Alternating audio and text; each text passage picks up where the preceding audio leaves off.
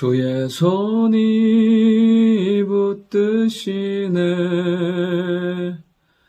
흔들리는 우리의 삶을 주의 손이 고치시네. 상한 우리의 마음을. 아멘. 하나님 말씀 마가복음 14장 43절부터 52절까지의 말씀입니다. 하나님의 말씀은 반드시 이루어지고 성취되고 주의 구원은 반드시 예수 그리스도를 통해서 우리 가운데 놀랍게 임하는 줄 믿습니다. 우리가 하나님의 말씀을 붙들고 나아갈 때 하나님의 뜻이 함께하고 하나님의 뜻을 이루는 축복의 삶을 살게 될 줄 믿습니다. 오늘 첫 번째, 하나님의 뜻과 함께 가야 한다는 것입니다. 43절부터 45절에 보면 이제 예수님과 제자들이 있는데 가룟 유다가 대제사장들과 서기관들과 장로들에게서 파송된 무리와 함께 옵니다. 그리고 미리 말을 맞추죠. 내가 입 맞추는 사람이 예수님이니까 잡으라고. 그리고 와서 예수님께 입 맞추고 그들이 예수님을 잡으려고 손을 대는 것을 보게 됩니다. 이 가룟 유다는 어떤 사람입니까? 욕심 가운데 자기의 뜻 가운데 예수님을 따랐다가 결국에는 실망하고 분노하고 배신함으로 예수님을 팔게 됩니다. 그러니까 하나님의 뜻과 함께 가는 게 아니에요. 자기의 욕망과 자기의 욕심대로 가는 사람이었어요. 그러니까 하나님의 뜻과 가지 않으니까 결국에는 예수님을 팔게 되는, 그리고 비극적인 이름이 되는 것을 보게 됩니다. 근데 제자들은 어떻습니까? 예수님 따라다니면서 어떻습니까? 예수님 기도하라니까 졸고 또 도망가고 부인하고 참 모자라 보이고 안 돼 보여요. 그런데도 예수님과 함께해요. 예수님을 따르려고 해요. 하나님의 뜻을 발견하며 살려고 해요. 결국엔 누구를 통해서요? 자기의 뜻, 자기의 계획이 확실했던 가룟 유다가 아닌 부족하지만, 연약하지만, 졸지만, 그리고 부인하고 떠나갔지만 결국에는 그래도 함께했던 주님의 뜻을 따르려고 했던 그 제자들을 통해서 하나님의 뜻이, 복음의 역사가 이루어지는 것을 보게 됩니다. 오늘도 흔들릴 수도 있고 넘어질 수도 있고 힘들 수도 있어요. 버거울 수도 있어요. 그러나 우리 안에 거룩한 주의 뜻을 품고 나아가고 하나님의 말씀을 가져가고 나아가면 하나님은 우리를 통해서 주의 뜻을 이루어가며 주의 뜻이 날마다 우리의 삶을 통해서 성취되는 축복과 은혜를 주실 줄 믿습니다. 두 번째는 하나님의 뜻은 반드시 이루어진다는 거예요. 이제 무리가 오니까 베드로가 어떻습니까? 여기서 한 사람은 베드로예요. 칼을 빼앗아 대제사장의 종 말고의 귀를 떨어뜨려요. 예수님께서 그를 고쳐주세요. 그리고 또 무리에게 말씀하세요. 너희들이 검과 몽치를 가지고 나를 잡으러 왔느냐고.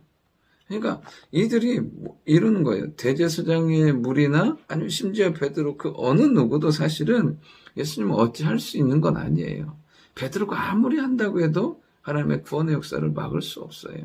무리가 아무리 한다고 해도 하나님의 뜻을 반하여 하나님의 뜻을 넘어서 어찌할 수 없는 거예요. 그런데 이 모든 것들을 하나님께서 허용하세요. 예수님이 잡히시는 거, 십자가에 죽으시는 거. 무엇 때문에요? 성경을 이루게 하기 위해서. 하나님께서 창세기 이후로 계속해서 말씀하신 예수 그리스도를 통한 구원의 언약을 이루기 위해서 이 모든 것들을 허용하시는 것을 보게 돼요. 그리고 그것을 이루신다는 사실이에요. 그런데 우리가 분명히 알아야 될 것은 무엇이냐면 하나님의 뜻은 반드시 이루어져요. 그리고 하나님은 반드시 이루세요. 오늘도 우리가 해야 될 건 뭐냐면 그 하나님의 뜻을 붙드는 거예요. 우리를 향한 거룩한 주의 뜻을 붙들며 사는 거예요. 하루의 순간에 내가 머무는 곳에 주께서 나를 통해서 이루시고자 하는 것, 하나님께서 원하시는 계획과 뜻을 발견하며 사는 거죠. 그러면 그 하나님의 뜻이 우리를 통해서 이루어지는 놀라운 역사를 허락해 주신다는 사실이에요. 지혜로운 사람은 주의 뜻을 붙드는 거예요. 주의 뜻과 함께 가는 사람인 거예요. 세 번째는 뭐냐면 지금이 아니어도 괜찮다는 거예요. 이제 이 상황이 되니까 예수님이 잡히시고 이 무리에게 압도되는 상황이 되니까 50절에 보면 제자들이 다 예수님을 버리고 도망가게 돼요. 그리고 또 한 청년은 벗은 몸에 배 혼이불을 두르고 예수님을 따르다가 무리에게 잡힘에 이게 이불을 버리고 벗은 몸으로 도망가게 돼요. 제자들 도망가죠. 또 한 청년 따르죠. 많은 성경학자들은 이 청년이 이 마가복음의 저자 마가라고 해요. 제자들의 모습은 어떻습니까?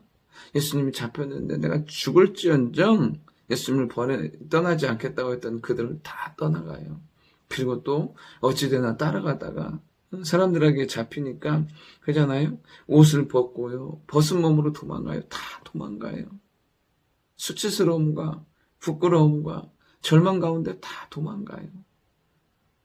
뭔가를 할 수 있었을 것 같은데 안 되는 거예요. 그런데 결국엔 이들이 어떻게 해요?